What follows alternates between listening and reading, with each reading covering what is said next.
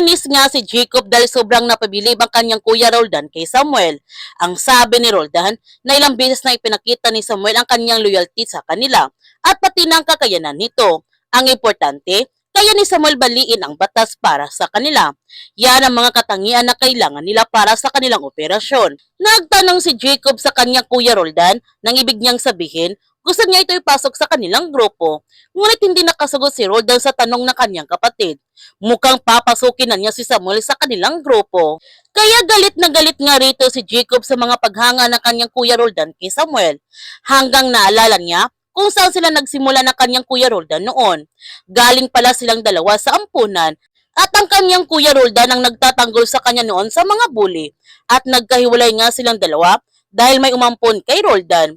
Nangako si Roldan kay Jacob na babalikan niya ito. Sa pagawala ni Roldan sa piling ni Jacob, titindi ang pangapi na nararanasan ni Jacob mula sa mga bully hanggang natuto siyang lumaban nito. Sa mura niyang edad, natutunan niyang pumatay. Pinatay niya ang nagbully sa kanya. At hindi makakapayag si Jacob na makapasok si Samuel sa kanilang grupo. Hindi siya makakapayag na maagaw lahat ni Samuel ang lahat ng kanyang pinaghirapan ngayon. Pumunta si Jacob sa kanilang secret facility upang ibuntong ang kanyang galit kay Samuel mula sa mga tao na hindi nakakuha ng kota. Nalaman naman ni Leah mula kay Enzo na si Samuel Trinidad ang nagligtas kay Enzo nito at doon ito nagtatrabaho sa kumpanya nila Jacob at Roldan. Kaya naintindihan na niya kung bakit gano'n na lamang ang mga kinikilos si Jacob nung nandoon siya sa kumpanya dahil ayaw ni Jacob na magkita sila muli ni Samuel. Habang si Arisa, kinukulit pa rin niya ang sekretarya ng kanyang ama hanggang nag-reply na nga ito sa kanyang mga message at gusto nito na magkita silang dalawa. Masaya naman si Arisa dahil masasagot ng lahat ng kanyang mga katanungan tungkol sa kanyang ama. Gayunpaman, tumawag si Samuel kay Roldan upang ilantad nito ang kanyang sarili na alam na niya na sina Roldan ang kasabwat ng kanyang ama sa scamming. Nagtanong si Roldan kay Samuel kung anong ibig sabihin ng kanyang ginagawa. Ang sagot ni Samuel, nung tinitingnan niya yung libro ng kumpanya, ang dami niyang nakitang discrepancies. Ang dami niyang nakita ng mga unexplained earnings na hindi galing sa kumpanya. Galit na sinabihan ni Roldan si Samuel na ang sabi niya na hindi siya magtatanong kung saan nanggagaling ang pera. Ang sabi ni Samuel, hindi na niya kailangan itanong dahil alam na niya ang sagot. Alam niya na siya ang kidnapper.